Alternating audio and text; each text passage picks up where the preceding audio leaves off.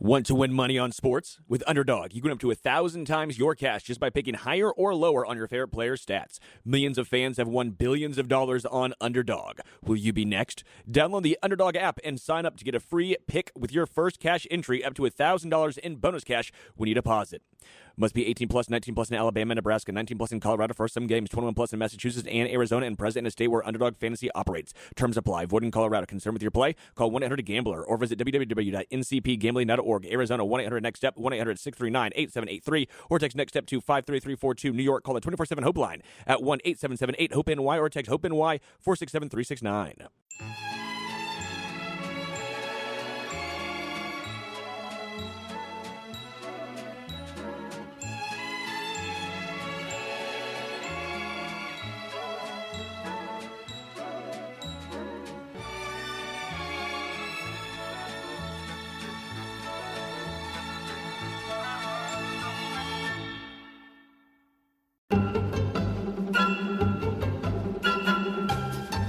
Welcome in to It's Always Sunny in Chiefs Kingdom. I'm Austin. Find me on Twitter at RealBirdLawyer. Here with me, as always, my co-host Taylor at Taylor_Witt on Twitter. What is up?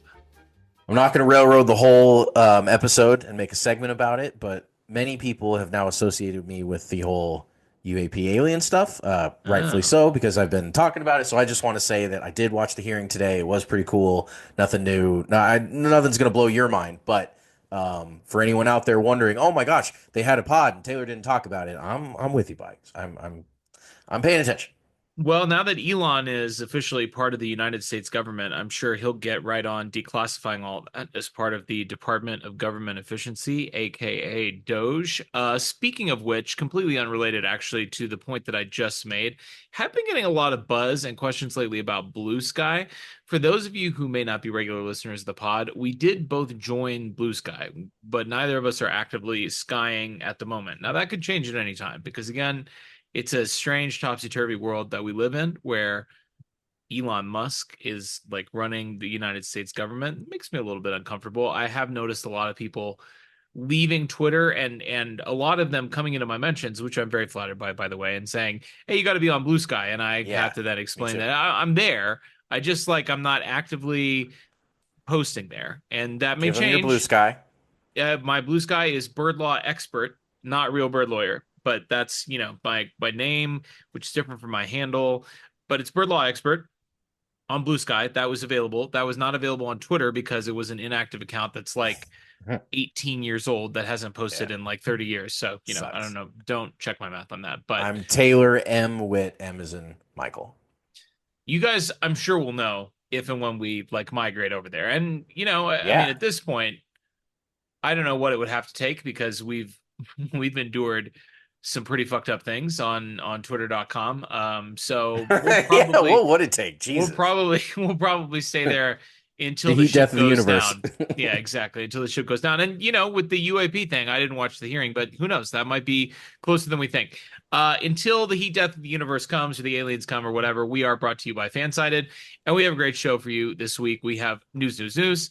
We have a non-traditional sort of, just a couple of dudes talking ball recap the Chiefs 16-14 win over the Denver Broncos. And then we're going to preview the game of the year, Chiefs at Bills. But first, we really only have injury news this week. And for the first time in a while, it feels like good injury news. Juju Smith-Schuster back at practice on Wednesday. He obviously was dealing with that hamstring injury. He is still a limited participant. The rest of the guys on the injury report for Wednesday are all full participants, with the exception of two who we'll talk about here in a second. Mike Dana, a full participant. McCole Hardman, who had to come out of that game on Sunday and has been banged up, full participant. DeAndre Hopkins, Kareem Hunt, both with knee injuries, but fully participating. George Karlaftis, Wanye Morris, Derek Nottie, and Patrick Mahomes. Really good news, I guess, out of that bunch would be Wanye Morris, because obviously he had to come out of the game on Sunday. We saw what Kingsley Suamataia looks like right now. It's not good, and Wanye was able to gut it out and come back into the game. And despite dealing with that knee injury, a full participation on Wednesday certainly seems like he's going to be good to go for Sunday.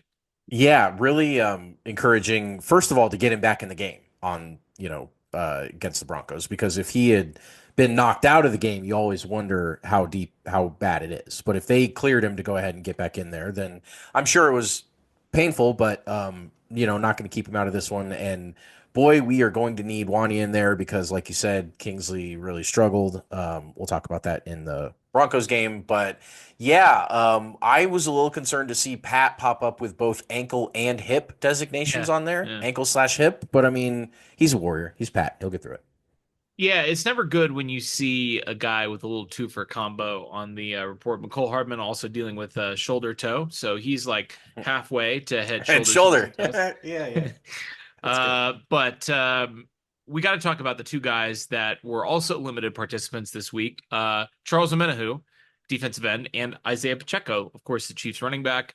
Omenihu rehabbing obviously from that devastating knee injury that he suffered against Baltimore in the AFC Championship game earlier this year, and then Pacheco dealing with that ankle injury that he suffered in, I think it was game week 3 this year.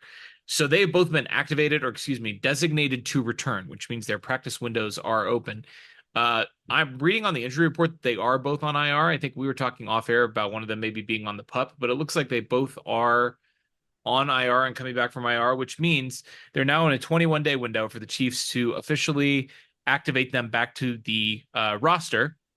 And they are both practicing. So they logged a limited practice, each of them on Wednesday. We obviously don't know, as we're recording this right now, if either of them are going to be able to play on Sunday. Seems probably a little bit unlikely, but obviously it would be a huge boost to get one or both of those guys back for a hugely consequential game at Buffalo this weekend. Absolutely, it would be. Yeah, and even just getting him back in the fold. You're right that the game this weekend's important, but you just like to see the roster going up in talent instead of down. Right. These injuries have been really, really rough this year, and seeing a couple guys come off, and obviously, they haven't had a Manahu all year, so that's just a pure net positive getting him finally ready. But then Pacheco, it was rough to see him go down early in the year, and we weren't really sure how they were gonna get through it, and we thought maybe it was going to be Carson Steele season, but boy, Kareem Hunt turned out to be a blessing in disguise there from that whole situation. So now we've talked about that a lot, but getting them both back in the backfield is going to be big. It's going to be better than before Pacheco went down for the running back room, certainly. And I don't think either of them are going to play this week. I'd be really surprised, but stranger things have happened. Hmm. While we're talking about it here, I was courting some controversy on Twitter today when I As you tweeted do. that, as I do, just trying to get those impressions. But since I don't pay Elon, I don't make any money off of it. I'm just doing it for the love of the game and the clicks. To be honest with you, that's my currency. That's what I respect. It's not about Yeah.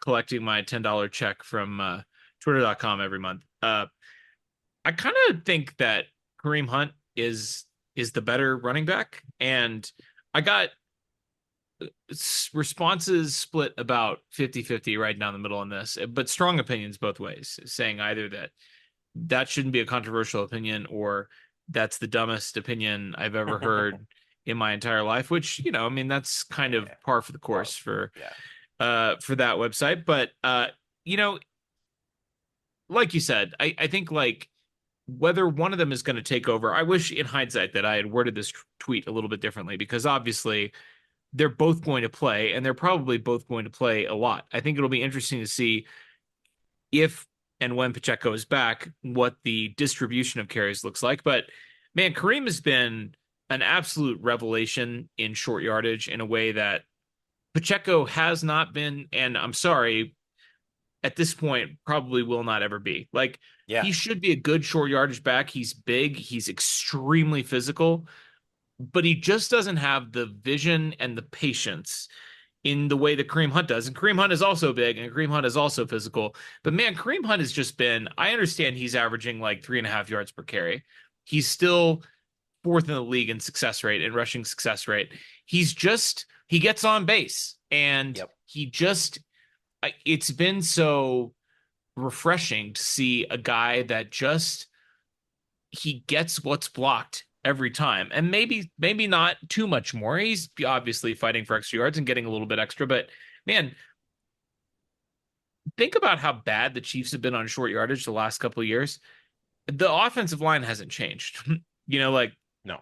the interior of the offensive line, uh, the guys that we're actually running through when you're running between the tackles, those guys haven't changed. They're great, and they've always been great. What's changed is having a back that sees the blocks and is able to kind of read his blocking and has the patience to sort of, you know, wait for his blocks to develop. And man, Kareem has just been great. I think like Pacheco certainly can, obviously he can give you more big play potential. And, that might be something that's worth looking at on first down if you're going to be banging out runs. But man, if it gets in between the 20s down in the red zone, I just don't see how they could go away from Kareem Hunt. We've seen a lot of successful running back tandems in NFL history that are the Thunder and Lightning, Sonic and Sure, Knuckles yeah. variety. And I think what the Chiefs are going to find themselves in is that situation with Pacheco and Kareem. And not to say that Pacheco has been, wholly unproductive in short yardage situations. He's been fine. He's a good, powerful runner in his own right for his own build, but he just doesn't have the vision. And he really, Kareem was mic'd up this week against the Broncos, and one quote of his that I thought stood out was he mentioned to one of the linemen at one point, "I just got to keep my feet moving. I just got to keep my feet moving." And and he does. He's just always going forward. He's always picking and probing, and I just really, you said his vision. I think his vision's superb in the mess of a bunch of bodies and trying to just figure out where you go next. Like, he just gets that part of the game. And we've seen time and time again, unfortunately, you hand that ball off to Pacheco, and if there's a big mass of bodies in the middle, for some reason he just thinks, well, I just need to run into the furthest guy or the guy closest to me and then fall down. Like, it's not a very surgical procedure by Pacheco and it is by Right. Kareem. It always is. Right. Right. He scratches every damn inch out of there. And with the Chiefs offense, you have to raise the floor. Like, the ceiling's already high. The ceiling has Patrick Mahomes and Travis Kelce, and like they, when they're at their best, they're very unbeatable. But like what the Chiefs struggled with last year and the year before is that when the floor was really low, when guys were dropping balls or turning it over, shooting themselves in the foot, that's where the Chiefs could get beaten. The reason they haven't been beaten this year is because the floor has been raised on the offense as much as anything else. And I think most of that's due to just the predictability and the reliability of Kareem Hunt. He's been awesome. Yeah, he has. And we're obviously going to see if either of those guys are able to make their return this weekend. That would be huge. And that's going to do it pretty much for the news. Join over 5 million fans that are already playing Underdog with their Pick'em game. You could win money by making entries with your favorite players. You could win up to 1,000 times your money. 1,000 is pretty good by choosing higher or lower on player stats like passing yards, interceptions, touchdowns. You name the stat, you can pick them. Every dog deserves a second chance, a motto that I certainly appreciate from Underdog. And with Underdog Rescues, you can get your money back and receive a promo if an early injury causes your entry to lose. We all know in football, those injuries are rough. Chiefs fans know that more than anybody. We love the vulture protection. If you designate a running back to score a touchdown in your pick'em entry and they get vultured by their backup running back, we will rescue your entry. Underdog will. So that's cool. We've obviously had extensive Underdog experience on this show. This week, I look for the Chiefs defense to put the hammer down in Buffalo. I am going lower on 235.5 passing yards by Josh Allen and lower on 1.5 passing touchdowns. I don't know if they're going to keep the Bills' running game in check, but I do think they're going to keep the passing game in check. Keon Coleman's out. Amari Cooper's banged up. Dalton Kincaid's not practicing. Their weapons are certainly questionable right now. So hammer that lower. I've been going for some hires on the Chiefs the last couple weeks, and a couple of them have hit, but it's really been a pretty mixed bag. So we're going to see if we can ride that Spags defense instead and pick some lowers. So Grind it out, baby. Grind it out, exactly. Download the app today. Use promo code KINGDOM, KINGDOM, to get up to $1,000 in bonus cash instantly. Download the app today. Promo code KINGDOM, $1,000 in bonus cash instantly. Select higher or lower in your favorite players. Cash in on Underdog. Every player, every touchdown. Just select higher or lower on Underdog. Must be 18 or older, 19 or older in Alabama and Nebraska, 19 or older in Colorado for some games, 21 or older in Massachusetts and Arizona, and present in a state where Underdog Fantasy operates. Terms apply. Void in Colorado. Concerned with your play? Call 1-800-GAMBLER or visit ncpgambling.org. Arizona 1-800-NEXT-STEP or text NEXT STEP to 53342. New York, call the 24/7 Hope line at 1-877-8-HOPE-NY or text HOPE-NY to 467-369. Okay, well, let's talk about the game that happened this week. The Chiefs defeated the Denver Broncos, their hated rival, 16-14. Normally we do the Chiefs system, which is the system that Got the a whole Chiefs thing to use to win almost all their games. But that's not the system that they used to win this game. This game was just, I mean, we can be honest. The Chiefs won the game. We're excited about that. The Chiefs did not deserve to win the game. Okay. I mean, it's very funny that they did win the game, and we will talk about how funny it is.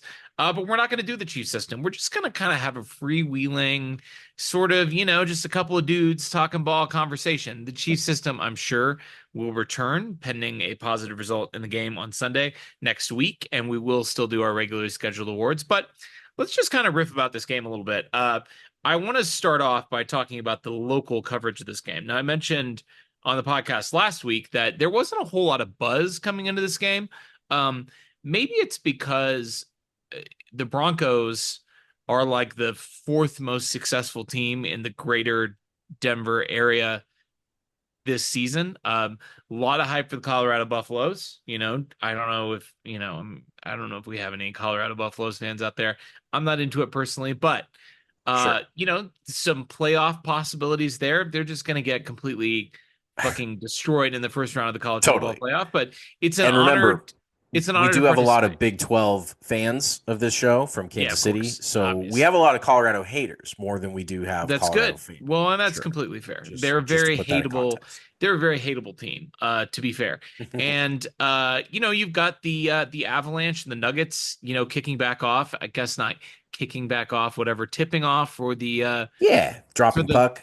whatever hockey does. Dropping off. Sure, dropping off. But in any case, there wasn't a whole lot of hype leading up to this game locally, and I think that's interesting because even when the Chiefs were, during the streak, it was an event whenever the Broncos were playing the Chiefs because it was like, well, is this going to be the year that we end the streak, not the week? Is this going to be the year that we end the streak? And they finally did it, and they're coming into this game on a 1-game winning streak. There just wasn't a whole lot of hype about this game. Probably because they got blown out by the Ravens by 31 the week before, and probably because they didn't expect to win this game deep down inside. But turning to the coverage after the game, I turned on the radio first thing Monday morning, the first show of the day, and the very first thing they said was, we're not going to play the call from the end of the Broncos game because it's too sad and it hurts too much. And that really gave me a little jolt, a little shot in the arm. The views of Sean Payton and the Broncos players looking sad on the side really gave me a shot in the arm. And this tweet from Andrew Mason, who is a local Broncos writer, gave me a big old shot in the arm, big old double shot of crack cocaine. I haven't seen a Broncos locker room this devastated after a loss since the double overtime loss to the Ravens in January 2013. Which was a playoff game. That was a playoff game, and it was 11 years ago. The game before they got Peyton Manning. Sure, and they lost a Super Bowl since then, right? This was more devastating than getting blown out by the Seahawks in the Super Bowl by like 40 points. Yeah. And that's an elixir of life, man. That's good stuff. It's funny. You say I want to talk about the local coverage, and I obviously know you're in Colorado, and everyone listening knows you're in Colorado. But I thought, immediately what my brain went to is the local coverage here because this is where I live in Kansas City, and I did feel like the game. A lot of people here were considering it more of a trap game. It's right before the Buffalo game. You're undefeated. It's like that. It's a home noon game, which is bizarre for the Chiefs these days. Not something that they're accustomed to doing. Is just being part of the regular masses of football games that are going on Sundays. Normally they're, basically an island game. So I was thinking about the local coverage as just kind of being, everyone had kind of a nervous energy from what I could tell. I mean, it was fine, but like you just got a sense that a lot of people would not have been surprised if this game went the Broncos' way, just based on how the Chiefs have been winning games. The Broncos have been looking a little feisty this year. It had been it, but it's funny that thinking about it from their perspective, that like they weren't nearly as hyped about this as they normally are, and Chiefs, I feel like media was more worried about it than normal. Like you would think Sure. they would sense like, oh man, we could totally get them. They're undefeated. Like, they might be looking ahead to Buffalo. We smell blood in the water, but like, no, I guess they just, I think we've kind of beaten it out of them at this point, right? Like, I think they're just down. 1000%. Because aside from the fact that this loss apparently utterly devastated the Broncos players, Right. I mean and notwithstanding the very first thing that I listened to on Monday morning after the game, people have already kind of moved on. I mean, Right. they're just not that interested in. I mean, we've reached the phase where people would prefer not to think about the Broncos at all rather than feel bad about the Broncos, right? Like Yep. they would prefer to just think about the Buffs and who the Buffs are playing this weekend. They would prefer to think about, the Avs and the Nuggets, potentially being playoff teams. They just would prefer to not think about the Broncos and not think about the fact that the Broncos had this game won until Leo Chenal came over the top and blocked a 35-yard potential game-winning field goal. Let's maybe talk about that next, Yeah. because that was like the only good thing that happened in this game. This is why we're not doing the Chief system. Like it was such a struggle to come up with anything other than the S, which is separate entirely, which happened on the very last play of the 1 game, second to go. with the Chiefs holding a 2-point lead and needing to block a 35-yard field goal attempt that would have put the Broncos up by 1 with 0 seconds left on the clock. I mean, this is such it's such a pivotal moment, but it also, we don't know what it means yet. We're going to talk a little bit in the next segment when we get to the Bills preview about the possibility of an undefeated season. I know it's early, but like, regardless of how important this game ends up being, obviously, like, let's see the Chiefs go on and they're 20-0. That would be that would make this one of the greatest plays in NFL history, right? If that's the Right. outcome of the season and that's how you end up preserving a perfect season.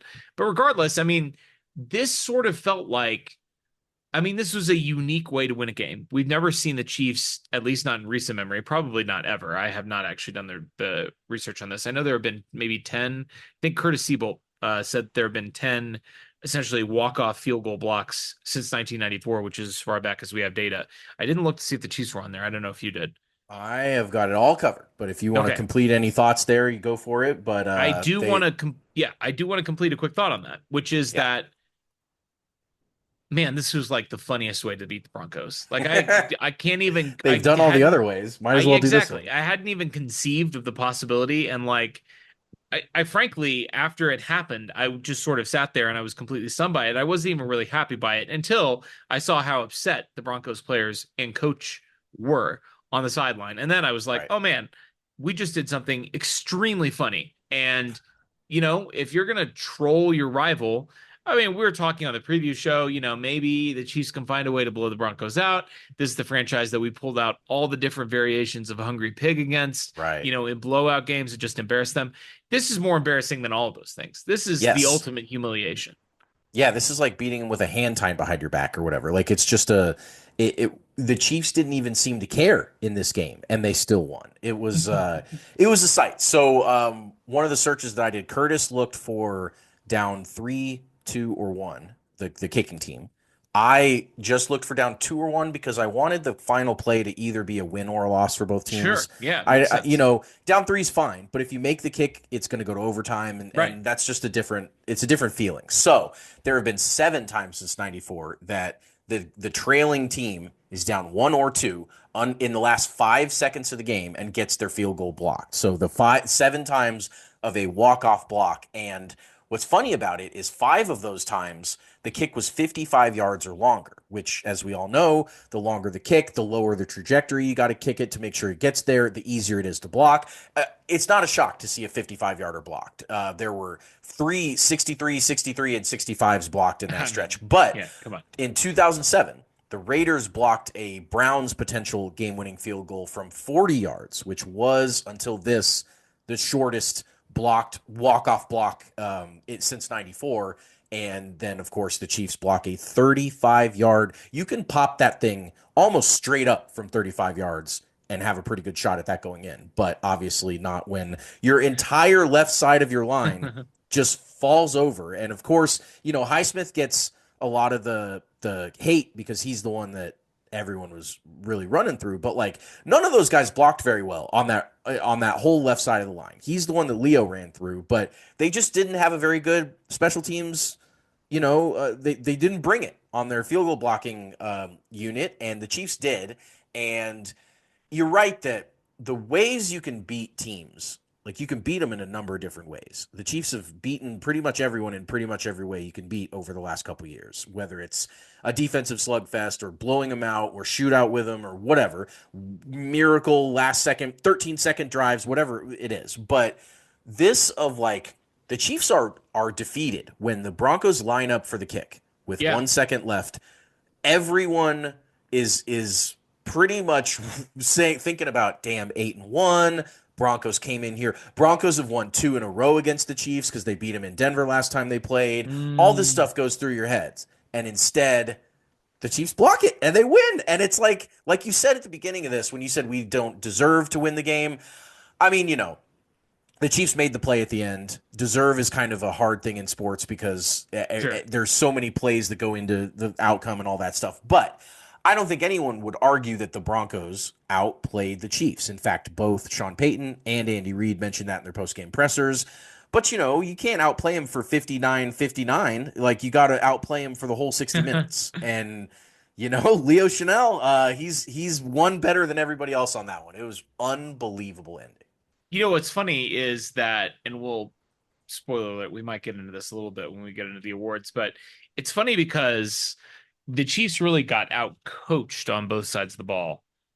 I mean, I felt like Vance Joseph, some of this was personnel issues because the Chiefs offensive line was just getting absolutely worked in this game, especially after Wanya Morris went out of the game and Kingsley came in. But I mean, they first of all had incredible success shutting down the Chiefs run game, which almost nobody has been able to do this year, especially since Kareem came back. And on the offensive side of the ball, I mean, Bo Nix, he only put up 14 points in the end, should have been 17, getting shut out in the second half. But this was by far the best performance by a rookie quarterback against Steve Spagnuolo's defense in Kansas City ever. I mean, by a rookie. Yeah. Just in terms of like passer rating and just your very basic metrics. But that's coaching too. I mean, that's, Sean Payton versus Steve Spagnuolo, and that the advantage, at least for the first half. And, if you want to look at the game holistically, I'd say for the whole game, a coaching advantage for the Broncos. It's very rare for the Chiefs to be outcoached on both sides of the ball. And it's so funny that in the one game of the last, I mean, I can't remember the last time that happened where the Chiefs have gotten outcoached on both sides of the ball. But what's so funny about it is that in the game where it finally does happen, Dave Toe, baby, just coming out of the woodwork, just from the top rope, just saying like, the two goats aren't getting it done. Andy and Spags, the two greatest that have ever done it. Yeah. And Toe by the way, I'm says, also a very good special teams coach. And, obviously there's been so much made of the fact that Chiefs have been scouting this for at least a couple of weeks, knew that this was going to be a weak link in the line, but like, it's also a failure by the Broncos to not catch that. And especially after, the Chiefs got good pressure on both of the extra point attempts leading up to this. Yes. And yeah, totally. And the end of half field goal attempts too. And for the Broncos not to respond to that, have an adjustment off of that, and then give for the players to execute some steroids or something, like just figure out a way to not get bowled over by Leo Chanel. Yeah, right. It was a mess by them for sure. And the Chiefs, the special teams. We'll talk about this in the awards a little bit. But they had some plays in this one. McCole ran like 1,000 yards on a 59-yard return on their deep field goal at the end of the half. I want to, speaking of coaching, talk about you, you mentioned Vance Joseph, right? Their defensive coordinator for the Broncos, Sure. the former head coach of the Broncos that came back there after being fired in disgrace. And Yeah, pretty it, humiliating. every time I hear Vance Joseph's name, the person that I always think of is Sergio Dip, the ESPN reporter Sure. from the sidelines of Of course. Vance Joseph's first game as Broncos head coach on Monday Night Football. And Sergio Dip goes through this train wreck of he's having the time of his life. It's just a very poor delivery, poor guy. I mean, he'll never live it down. But what's very funny is I was watching That's Good Sports. Brandon Perna does great work, but he's a huge Broncos fan.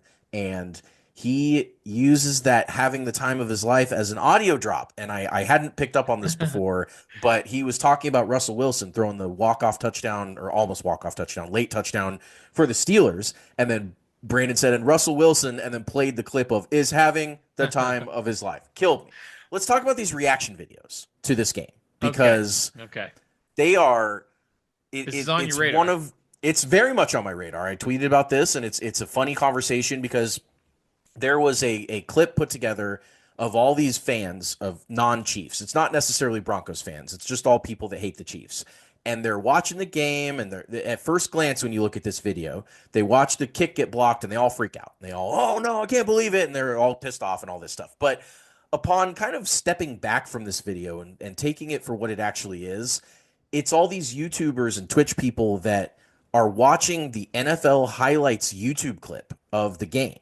And so it'll go from like the Broncos converted that third down, and they'll be like, oh, they converted that third down. This game's almost over. And then 1 second later, everything else is clipped out, and they're lining up for the field goal. And then these guys are like, oh my God, it's 1 second left. Here we go. And like, it's just such a fake and weird. And I don't know if it's Gen A or whatever generation of people it Sure, is, whatever it Alpha is. or whatever, that they're doing this. But like, as a 37-year-old, I do not understand watching after the fact Monday highlight clips from the NFL and recording yourself for an audience of people. It just, I don't get it. I don't get it. That's all. That's all I wanted to say about that. Yeah, it's a strange phenomenon, and even stranger to me than the fact that there are people making these videos, the fact that there must be in some number people watching these videos, which I do not understand at all. Just watch the games, react to the games, Right. I Watch don't know if football. this is like maybe this was like I I don't know. Maybe this was like a COVID thing, like maybe people just wanted to, It feel broke a whole something, generation. Right? Yeah. Yeah, maybe Yeah. that's what it is. It's just residual trauma. I'm not really sure what it is, but speaking of reactions, I mean, again, just to sort of bring this full circle, the reactions to this game are really what does it for me. The Agree. fact that the Broncos, Sean Payton said we outplayed them, and then had to say, but this one's gonna sting for a while. I love it. Yep. Like we're talking about him needing his comeuppance, him needing to be brought back down to earth, his ego needing to be deflated a little bit. Man, this is a pretty good way to do it. I gotta say, it feels incredibly good. This was sort of the ultimate. Uh, I mean, I'm sure many of our listeners, if not all of them, are aware. I post the meme every week. So excited to watch my team play. I'm going to kill myself. Nice we won. This Yeah. was like the ultimate experience there.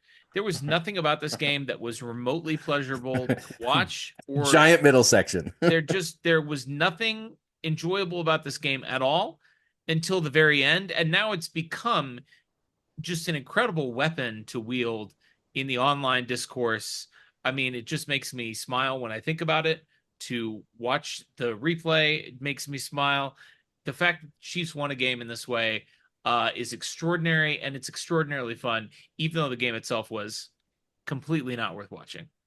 No, not at all. It was a train wreck, and sometimes you got to win these train wrecks though. Like you got to win the game when nothing's really working. And I mean, to be clear, the reason that we're not doing our normal system and going through it, I was sitting there going, All right, it's the H. It's handle adversity. At what point in this game did the Chiefs handle adversity? Well, not really. They were down 14-10 at half, and then they scratched out 2 field goal drives in the second half, and like it just wasn't, inspire hope. What was inspiring about this game? Like really, every part of the Chiefs system, CHIEFS, happened in the block field goal. Like that was the one moment, 1 second of the game, they went through the whole system, up top to bottom, handled the adversity, inspired hope, engaged physically, finished strong, separated entirely. All that just from 1 second of Leo Chenal busting through the line. So that's our recap of the game. Let's do our awards because we got to give the listeners something that is familiar and Yeah. comforting. And Yeah. I mean, we got to give them something to cling on to. And so we'll do our regular awards segment. For those of you who are following along at home, we have our 3 types of awards: our 5-star men, who are screaming out through their play on the field, "I'm a 5-star man." We have our trash men. I'm the trash man. I come out, I throw trash all over the ring, and then I start eating garbage. Who, of course, are eating garbage all over the field. And we have our wild cards. Wild card, bitches! Yeah! Who are capable of anything. I got to say, the 5-star man was a little bit of a struggle this week. There was one obvious 5-star man, and then I'm going to go ahead and claim him, and then I'll leave you with the scraps. I'll take Leo Chenal. I mean, how can you not love this guy? It's so funny. He obviously was sort of an afterthought in that 2022 class that was so huge. He's sort of been overshadowed by a lot of the other defensive players that were drafted in the last couple of draft classes that have been such big stars right away for this team. Trent McDuffie, George Karlaftis.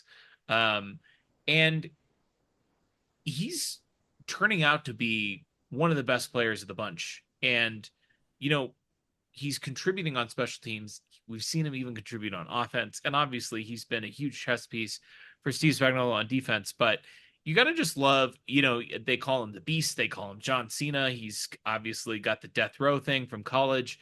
He's just got all these insane nicknames. He's apparently is telling everybody, on the special teams that he's going to block the field goal. He called his shot, which is crazy because, again, you should not be able to block a 35-yard game-winning field goal attempt in the NFL. No. That should not happen. And it never has happened in recorded history that a field goal this short has been blocked for the win.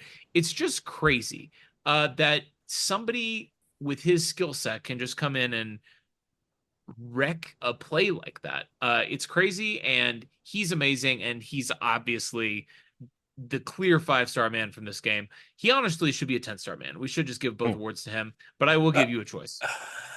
We should, and I think that would be pretty appropriate. I do want to shout out, and so I guess if I'm going to shout someone out, we'll might as well double and give him a 5-star too. But I was going to pick. I was looking through the box score. I looked at the offense, and I was like, oh, Pat, 28 of 42, 266 yards. But he got sacked 4 times. He missed Kelsey wide open in the end zone. He missed Xavier Worthy on a deep one. Not going to be Pat. And then, let's see how the running game did this week. Normally, they've been really strong lately. Kareem Hunt, 14 carries for 35 yards as the leading rusher. So, not really going to go that way.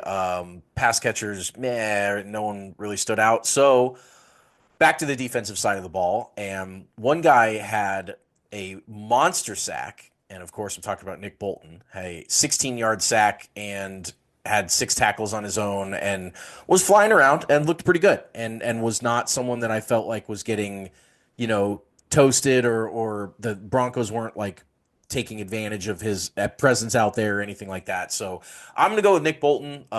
Maybe just because he knows Leo Chenal, they're in the same room, the linebacker room. And so Leo's just rubbing 5 stars off onto Nick a little bit there, but we'll go with Nick Bolton. 5 stars for the linebackers. Give me your trash man. So this is kind of becoming a thing. It's kind of becoming a pattern. I don't want it to be. I have found myself more frustrated with Xavier Worthy than I ever thought I would. I know we're 11 games into his rookie year, or 9 games in. I know we're 9 games into his rookie year. I get that. But, it's not just that he's not doing much. It'd be one thing if he just never really showed up in the box score and you're like, oh, I guess he's just not quite at the top of the depth chart, or they're not quite giving him looks, or there's plenty of reasons why rookies come along slowly in the NFL. That's different. This is like he's struggling. He's Yeah. not just He's not going coming backwards. along. He's kind of getting overwhelmed. He's kind of going backwards. And it's basic stuff. It's getting your feet down, it's locating the ball. It's just I mean, it in this one, this is like another game where he had one catch on 4 targets for 11 yards, and that one catch was a really high dump off that Pat gave him over a defender that was basically almost a handoff. It was so easy, and then he used his speed and he got around, got a first down. It was a nice play, but they're not on the same page, he and Pat. And maybe part of this trash man should be the connection between Pat and Worthy. Maybe it's as much about just how they've not really been able to utilize him. I don't know. I don't know where the faults lie. I know that it's not working right now. And I know that if the Chiefs are going to reach their full potential this season, they need contributions from a wide receiver other than DeAndre Hopkins. They need it. And whether I mean, Justin Watson gets like one catch a game, and it's a pretty nice catch. It's usually a nice play or whatever, but like he's not contributing. He's not a regular contributor. And McCole Hardman is doing his special team stuff, and he gets the ball every now and then, but it's very token. They need like someone else to throw the ball to. Yeah, they do. My trash man is a guy that I surely has never been a trash man before, and I didn't ever expect him to be a trash man. It's Trent McDuffie. Trent McDuffie had maybe his first bad game ever as an NFL pro. I mean, he was getting cooked out there by Courtland Sutton. And I don't mean he was beat for the touchdown, but I mean like he was beat several times. And we normally are talking about Trent McDuffie in the context of him maybe losing a rep and giving up a play. One play. Yeah. And this game, it was kind of constant and all over the place. And listen, Courtland Sutton is fine. But Courtland Sutton is not the kind of player that should be able to consistently beat Trent McDuffie. What is Courtland Sutton? I mean, what does he do? What does he do well? What does he make? Like, yeah, what does he make? Create? He's 6'4", 216. So he is big and he has size. But like he was getting open. It's not like he was beating him at the catch point and just crushing him because he's got 6 inches in height and 20 pounds of weight on him. He was just getting open against him. That is not something that I had on my bingo card. I mean, Trent McDuffie has shut down Jamar Chase, who you heard of him. He went for like 300 yards and 8 touchdowns. Justin Jefferson. I mean, you name him. The Mount Rushmore of wide receivers in the NFL. Sure. Trent McDuffie's shut him down. Guys that are much, much, much, much, much better than Courtland Sutton. I guess maybe it's just like once you hit, Justin Jefferson and Jamar Chase they're like 6'1". Maybe it's just those extra 3 inches of height. But like, I don't understand whenever I see the replay of Courtland Sutton like streaking into the end zone with Trent McDuffie like 4 yards behind him. That doesn't make sense to me. That doesn't make sense to me.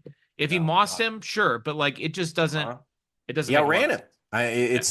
And like you said, first bad game ever. Certainly not something where anyone's worried about Trent McDuffie or anything like that. And in fact, I was just saying Justin Jefferson. That was Snead. I was conflating last year's L'Jarius Sneed pretty much shut down Jefferson, if I remember right. I guess maybe McDuffie had something to do with that. But it's a good pick there. I thought that the pass defense in general struggled. I mean, this is Bo Nix, guys. This is not Peyton Manning back there dicing them up. Like this should have been a game where the secondary in general had a really good game. The Broncos had freaking Devon Villay and Courtland Sutton. This is ridiculous. It's not a murderer's row out there, and they pretty much, and especially the first half. Obviously, the Chiefs didn't allow a point in the second half. They buckled down. They did the spag stuff. That's great.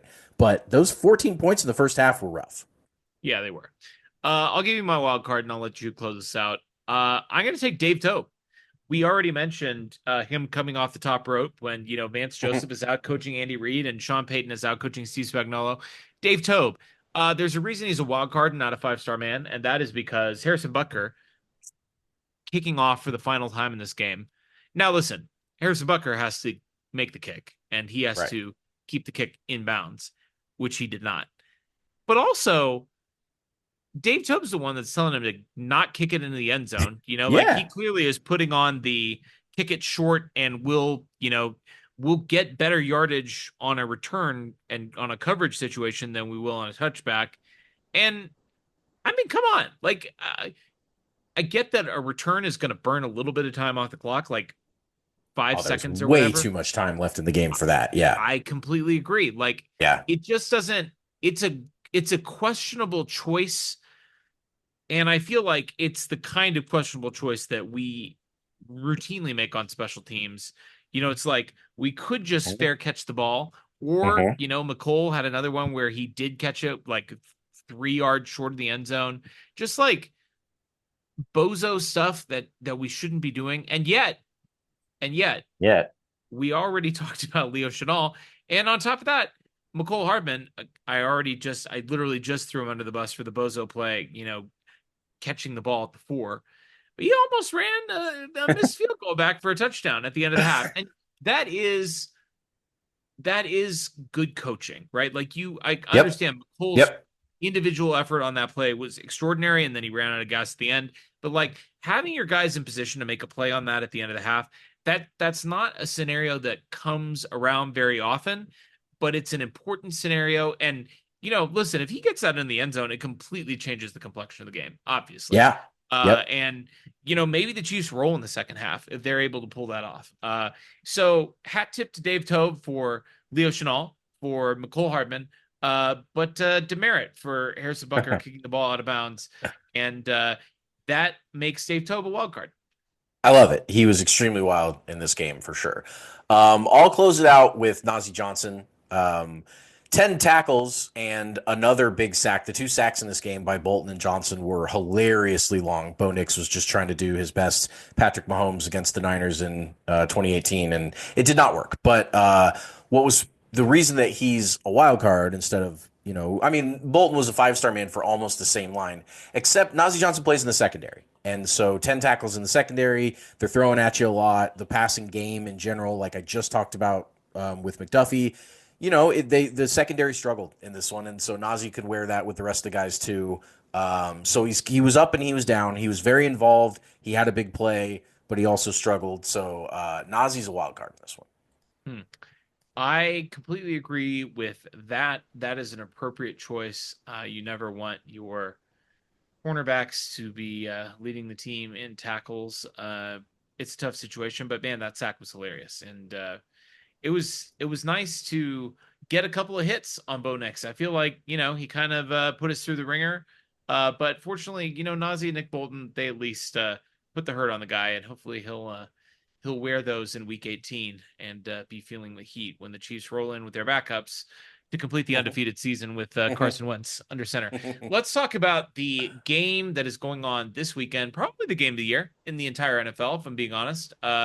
Pretty tough to imagine a more impactful game than this. I'm going to forget the stat, and I should have pulled this for the show, but I think this is the one of a handful of times that we have teams with this good of combined record this late in the season. Obviously, the Chiefs 9-0, Bills 7-2, and 8-2. This game basically decides the first round bye if the Chiefs win. If the Chiefs lose, there's obviously still a lot that can happen over the last quarter, third of the season.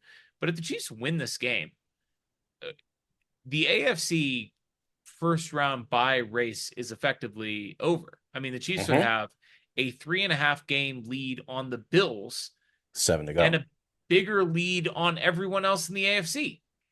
Not the Steelers yet, but everyone else. Absolutely. I mean, it's if anyone thinks Russell Wilson and the Steelers are a bigger threat to the Chiefs than Josh Allen and the Bills, like, you're delusional. The Steelers, by the way, have to play the entire AFC North. They have not played a single AFC North team yet. And they have to play the Eagles and the Chiefs as their only 2 non-AFC North teams. So, like, yes, they're 7-2 or 8-2 or whatever they are right now, but they have quite the road ahead of them. But you're absolutely right. Game of the week, big implications. Everyone knows when Chiefs and Bills get together, it's a tightly contested. Well, unless the Bills kick the Chiefs' ass in Arrowhead, which has happened also. But it's a big game, and like you said, it's such a inflection point in the 1 seed race among everything else. I mean, if the Bills beat the Chiefs here, of course the Chiefs can still just go ahead and win every other game or most of them and probably be fine for the 1 seed. But boy, if they lose it, the Chiefs can start thinking ahead from even the regular season pretty much right away. Well, speaking of thinking ahead, we were going to save this for next week, but there's a chance the Chiefs lose this game, and then all of our takes would be ruined. If the Chiefs win this game, do we have to start talking about 20-0, the undefeated season? Is it time if the Chiefs win on Sunday? So first of all, it kind of has become time starting like 7-0 for some national shows. I've really noticed it in the last 3 weeks, whether it's ESPN or FS1 or wherever, where people start talking about the undefeated season. So yes, it's already on the table. Most people, rightfully so, have been saying, get back to me after the Bills game. If they get through the Bills, they're 10-0 and they've played the hardest game on their schedule, maybe the hardest 3 games on their schedule with Bills, Niners, and Ravens already in the, I mean, definitely the 3 hardest. Texans have been kind of up and down, but point being, mostly down. And point being, yes, if they get through this game, some of us out there in the world were brave enough to predict an undefeated season. I'm not going to toot my own horn too much, but I believe at the beginning of the season when we did our predictions, I had us at 20-0, and I know that that's fun and always sunny in Chiefs Kingdom thing to do, but you shouldn't count out any ceiling with this team as far as what they're able to achieve. We've already seen just unbelievable heights from this team, and this is part of the process. So yes, I do think that after they get done with this, the takes that I have about undefeated season are as follows. Number one, while I understand the chase for the three-peat is the main focus for every single person because it's never been done before and all the things that everyone said going into the season, you're crazy if you don't think that it's not the second biggest thing that's ever happened for the Chiefs to go 20-0. Like, if they had lost the Super Bowl last year and we were just talking about 20-0 and a regular Super Bowl run this year, 20-0 is fucking crazy to go through an NFL season completely undefeated. It is, the Dolphins went 16-0, but there were like 4 teams and they all were playing with freaking. It was not. They went 17-0.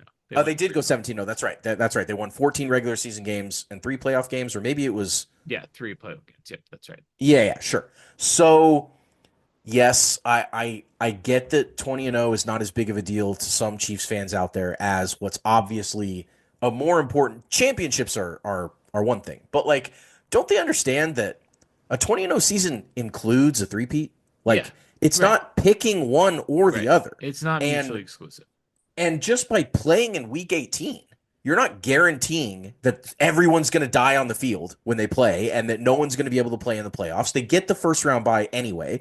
I don't even like the fact that if they rested them in week 18, that would mean they have 2 weeks off. They have week 18 off and the bye off before they have to get back in there. Rest versus rust comes into debate. I just don't want them to have a long layoff. I think that they're better to just keep the train rolling. So that's my long diatribe about undefeated. I want it. I need it. I have to have it. 20-0 and a three-peat ends the conversation. It ends it. It ends it about. It would end the conversation about greatest team ever. Everyone is the GOAT. Everyone. Andy's the best coach. Pat's the best the quarterback. I mean, the whole thing. And so, why would you not want to shoot for the stars? Why would you not say, "Yeah, let's fucking try and be as immortal as you could possibly be in a season"? Doesn't make any sense to me. Here's what I think. Here's what I think is driving this discourse primarily. Going undefeated in an NFL season is listen, no team has ever three-peated. I understand that. But the conversation, the discourse about a three-peat begins as soon as the team goes back-to-back. And until the team is mathematically eliminated from the playoffs or knocked out before they win the Super Bowl, the conversation is open and it could continue.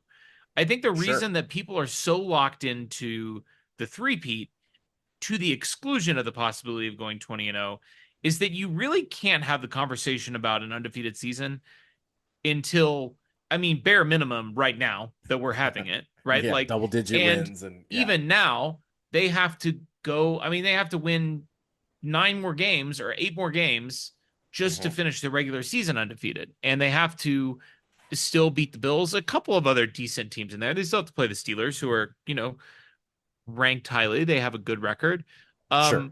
Sure. They have It's to gonna play be the hard. Texans, who were, preseason darlings, and Hell, they've got technically are Raiders and Chargers one more time. I mean, still leading their division. Right. There's just it, it's much easier to start talking about a three-peat because you can start talking about it. Literally, Pat was talking about it on the podium, yeah. and you can talk about it pretty much the entire year because a team that wins back-to-back Super Bowls is probably going to cruise into the playoffs.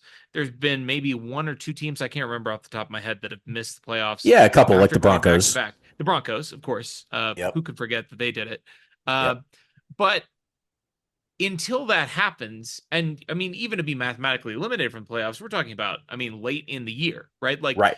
that Yeah. conversation, the lifespan of that conversation is just a lot longer than the lifespan of a conversation about going 20-0. I don't think, and I think people are getting confused about this. I think people are confusing the lifespan of this conversation with how important it is. And Yes. I don't think that they're the same thing. People are like, oh, well, the three-peat's the most important thing. And it's like, well, why? No team has ever gone 20-0 either. And the Yeah. Chiefs are in a position to do both. It's Yeah. not it's not like we're choosing between one or the other. Yeah, like I And said, if think, you go 20-0, you're yeah, three-peating, guy. exactly. I think the reason why is just because people have been talking about the three-peat longer and will be able to talk about the three-peat longer. And all it takes is one regular season loss in the next 8 or 9 weeks to ruin this whole possibility of an undefeated season, right? But like Definitely. that's I think what is driving the discourse. But it's that's much why harder. we have to talk about this. We do. Absolutely. We owe it. Okay, so talking about difficulty of the two achievements, you've got one which is stringing 20 wins in a row together. 20-0 is a 20 game winning streak, regardless of if you whatever you did last year. And that's really hard. That's only been done one time. The Patriots went 21 wins in a row, and the Colts won some regular season 23 in a row, but anyway. So winning 20 games in a row is really hard. Winning 3 Super Bowls in back-to-back-to-back seasons is obviously never been done. It's extremely hard. And the fact that when people talk about these two achievements, it's like they're saying we could never go 20-0. It's too hard. So I want to focus on the thing that I think we can actually achieve, which is the three-peat. And I think that if you keep your sights lower, that's what these people are thinking. That if I hype myself up for 20-0, it's never gonna pay off. It's going to be devastating. They're going to lose a game. But if I could see the Chiefs just winning 3 playoff games, because all you have to do to go 20 or to three-peat now is win 3 playoff games. It's just 3 games instead of 20. And that's a much easier concept. The other thing is like just the devastation of if you go into the playoffs undefeated. Yeah. Like, which season would you rather have? And I know the answer to this. 18-1 that the Patriots had in 2008 or last year's Chiefs team? Like, obviously, you would rather have last year's Chiefs team. Of course. And that's because you won the Super Bowl in that one. And nothing else matters when you win the Super Bowl. It doesn't matter how you got there. It doesn't matter what your record is. It doesn't matter who you beat. It doesn't matter how you beat them. It just matters that you're on the podium at the end of the year. And so for that, I understand the people saying the record, the 20-0 record is a win-loss record. And that doesn't matter to me. I don't care about win-losses. I care about rings. And I respect that, and I appreciate that. And if we were talking about 19-1 in a Super Bowl versus 10-7, I get that doesn't matter, that there's no difference between those two records if you win. But like 20-0 is not just a record. That's not just your win-loss record. That's immortality. That is everyone talks about you forever. We talk about the 72 Dolphins every year until some team loses. It goes beyond winning even 3 Super Bowls. It's like I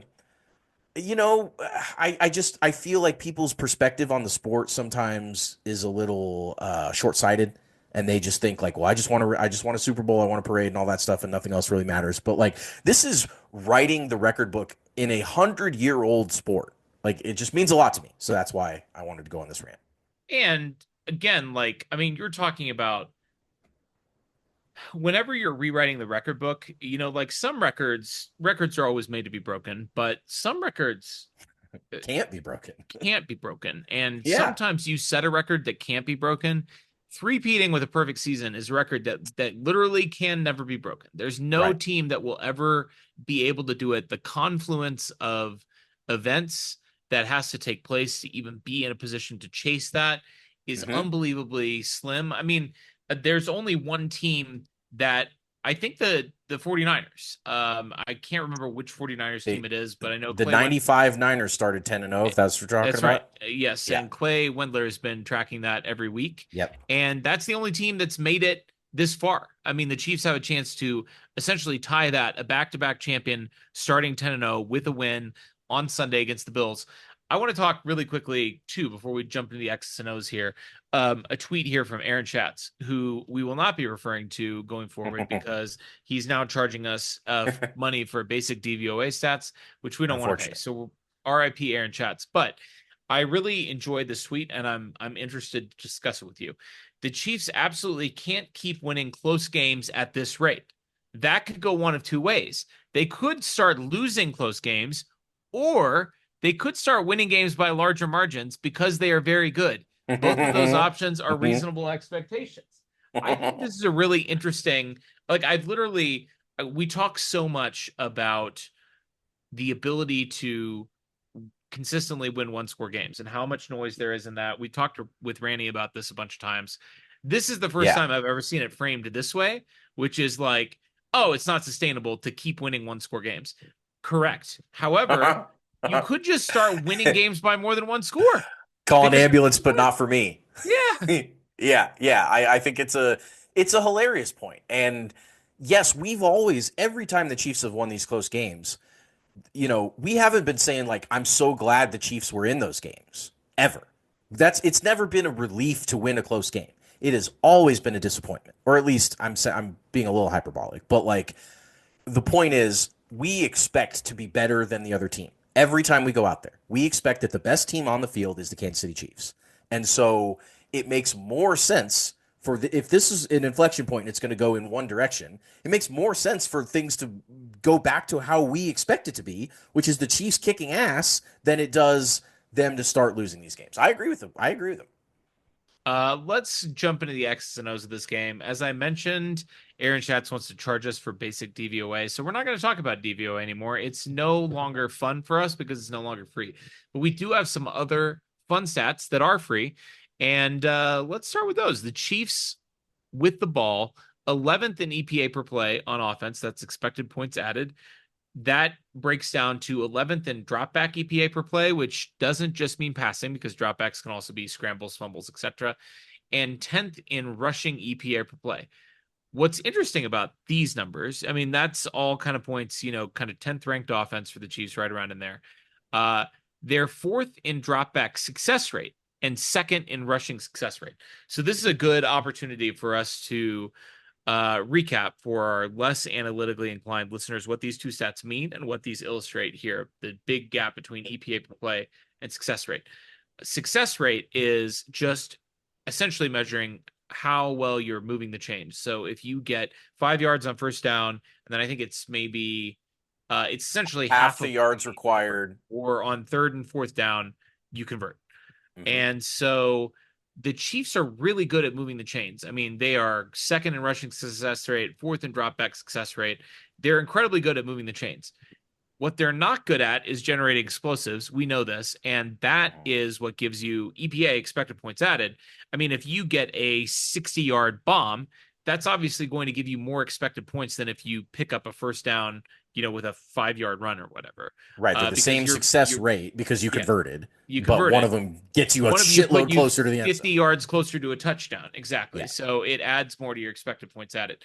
The Bills are 10th in EPA per play against, 12th against the pass, 8th against the run. So we have really evenly matched, just by the numbers, really evenly matched units here. 11th in EPA per play on offense against 10th in EPA per play on defense. And again, 11th versus 12th on the pass and 10th against 8th against the run. So you literally almost can't have two more evenly matched units when the Chiefs have the ball. Yeah, I agree. Strength on strength for sure. Before we keep going in the preview, shout out to Joseph Hefe, who we're getting these numbers from. He's got this great game preview cards app on hefeshandiwork.com. And you can go check out all these numbers broken down into a nice little graphic. He just started doing these a couple weeks ago, and so wanted to make sure that filling in the gap from DVOA, that we fill it in with someone that actually provides similar type of information that DVOA did. So just wanted to shout him out there. Really like the matchup of Chiefs offense versus Bills defense. I think a lot of people thought that the Bills defense was going to take a huge step back when Poyer and Hyde. Poyer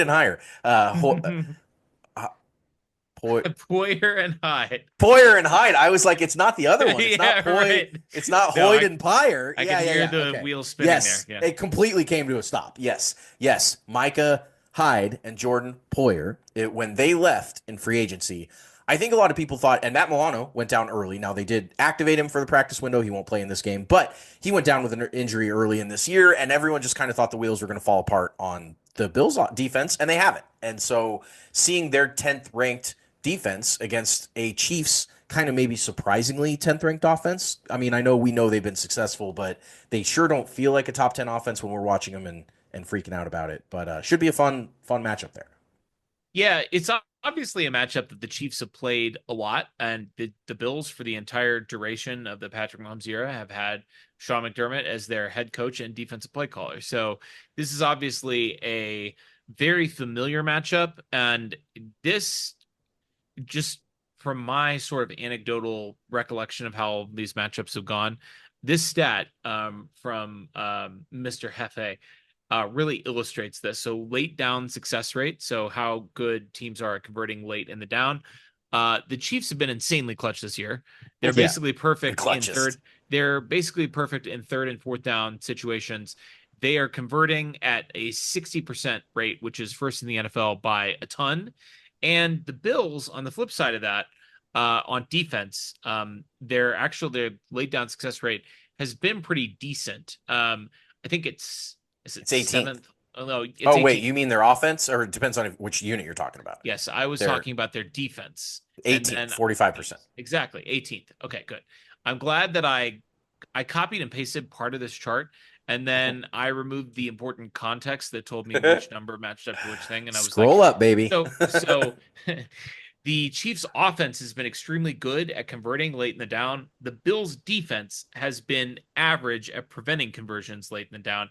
And that sort of gels with everything we know about this matchup, right? Like, the Chiefs are the clutch team that always comes through when it matters, with the exception of the last two regular season matchups, which have been one-score games that the Bills have won. But yeah, that's fine. All the playoff matchups, which obviously, we're upping the clutch factor there. It's the playoffs. The games matter more. Chiefs have won all those games.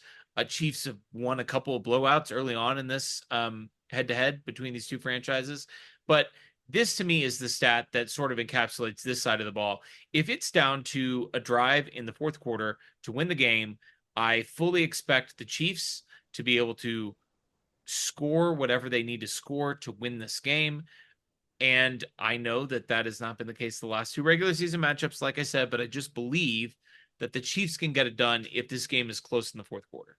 Sure. And I mean, I think if you just take the vacuum of what has happened in the 2024 season, I think that take makes a shitload of sense. Like, even I understand the past of the Chiefs, and sometimes I think that the past versions of the Chiefs are doing a little heavy lifting on what we think about this team right now. Like, yeah, it's a different unit. It's always going to be different every year. But like, this is the best version of late down success rate that the Chiefs have ever had. They've always been elite at it.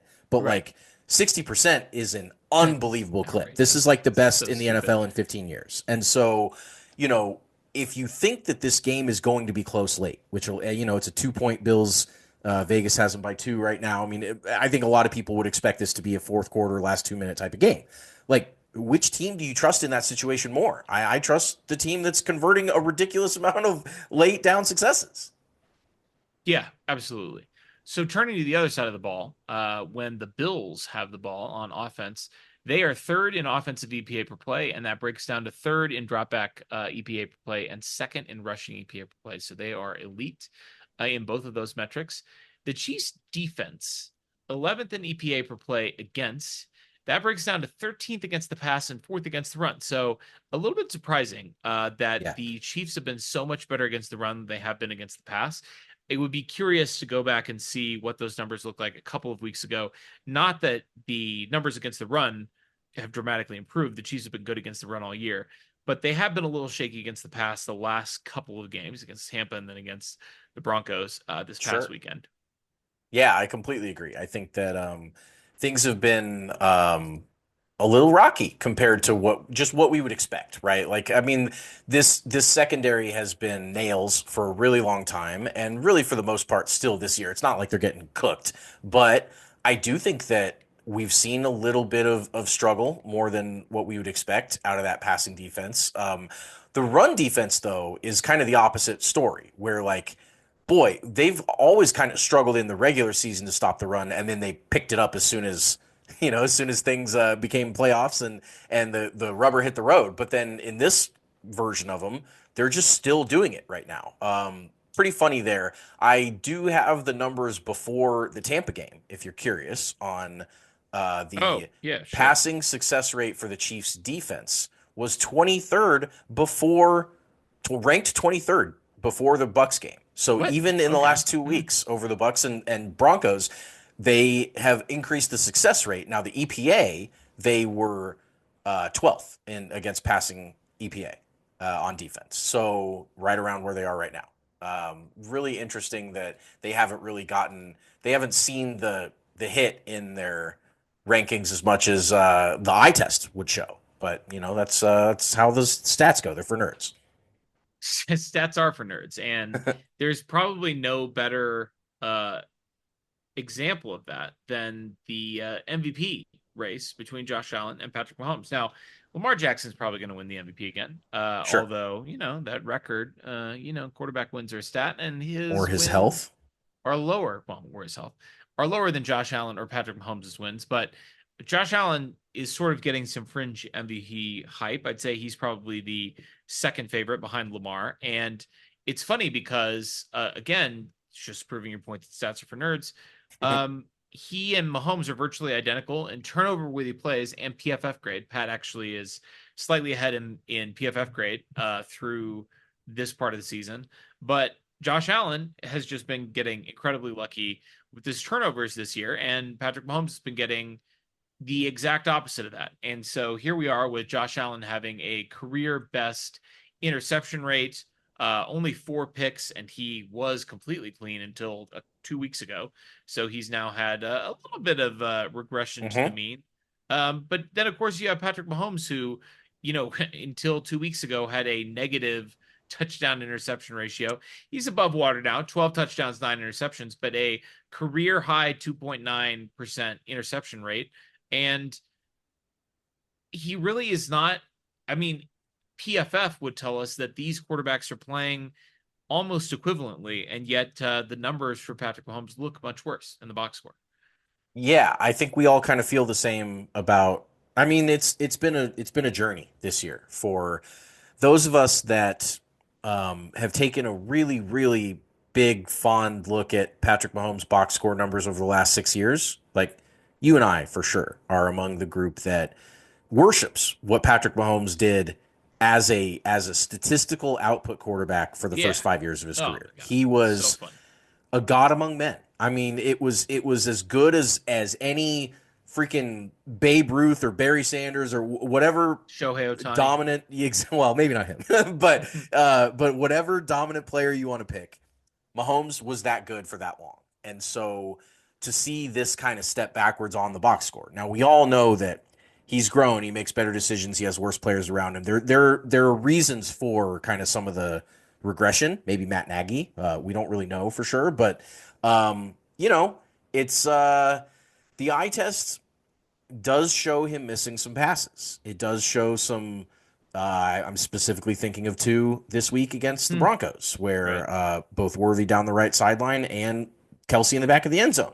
That's the kind of stuff that I don't know if early Pat would have missed, but we don't really have to worry about that because Pat has 3 Super Bowl rings and is the best quarterback on the planet still. But yeah, it's weird, and I do think that the MVP race. People have been debating this on as it relates to quarterback wins and like if Mahomes goes 17-0 because they'll decide the MVP before the playoffs are over. If he goes regular season undefeated and he's got like a 1-to-1 touchdown to interception Mm-hmm. ratio, like basically completes this version of himself, and he's got like 20 2 touchdowns and 19 picks or something. Like, you still have to give him the MVP because he led his team to an undefeated season. He beat every AFC contender along the way. You couldn't give it to He Lamar. beat You couldn't Josh give it to, Allen and he beat Lamar Josh Jackson head to Allen. head. Right. You would have to. But, like, this is why the statistical breakdown versus MVP voting, some of it's narrative, some of it's just kind of gut feeling. Like, it's just kind of a weird mishmash of ideas that all go into the same MVP gumbo. The more Patrick Mahomes wins, the more people will dig into these more esoteric stats to sort of figure the picture out, right? Like if a guy is just winning every week, Oh, yeah. and you can't explain it, the natural reaction is to try and explain it, right? And Yeah. so, you're going to be digging into, maybe you're not that interested in something like turnover worthy plays. Well, this would be a good time to get interested in it, right? Because you have to explain why a quarterback with a 12-9 touchdown interception ratio is undefeated and has beaten all of these incredibly good players. You can look at how he's essentially been perfect in the fourth quarter, no turnovers, essentially perfect in scoring drives when he needs to score. He's been essentially perfect on third down in the fourth quarter. I mean, you start looking at those things when he keeps putting up wins, because we're fortunate that we live in an age where we can dive into some of these underlying analytics, because 30 years ago, John Elway won a lot of games, and people didn't have any way to explain that. And now Knew John that was gonna Elway is happen. in the Hall of Fame and considered to be one of the greatest quarterbacks of all time. Cross it off your bingo cards. Sucks. Boom, nailed it. Bills possibly missing Keon Coleman and Dalton Kincaid in this game. They both did not practice. Amari Cooper pretty banged up in this game, so it'll be interesting to see the Bills' weapons. This is the first time they've seen the Bills in the Patrick Mahomes era without Stephon Diggs, who obviously was traded to the Texans and then suffered a season-ending injury. What about 20? Did they have him in 20? The very first time they played in that October game? They did. Man, they did. he was there a long time. I think, because That's Josh crazy. Allen, when Josh Allen was good, Oh, you're right. that was because That's why. Stephon Diggs was good. That's right? why. Exactly. You're right. He unlocked Josh Allen. I forgot. Yeah, he did. One little other observation here, another stat that Joe pulled for us. The Chiefs' defense has not been very clutch. They're 21st in late down success rate. That stat we talked about when we were talking about the offense. What they have been insanely good at is limiting explosive plays. They are first in the NFL at limiting explosive plays, and the Bills on offense are 10th in explosive play rate. So this is a good matchup for the Chiefs in terms of tamping down on explosives. Now, of course, the Chiefs offense 27th in generating explosive plays. We talked about that, but if you can turn every game into, what's funny about this is, because the Chiefs are so good at limiting explosives on defense, they're essentially turning every game into who's better at just grinding out yards and moving the chains. And the Chiefs are always going to be better at that. They're the best at that. And so if we can take away your explosive plays and you can't beat us in the way you want to beat us, which is by throwing bombs and scoring 60-yard touchdowns, you're going to have to beat us playing our game, and we're the best at that game. Good luck. Drag you down in the mud and beat you with experience. I mean, that is exactly what they're trying to do, and they've been really successful at.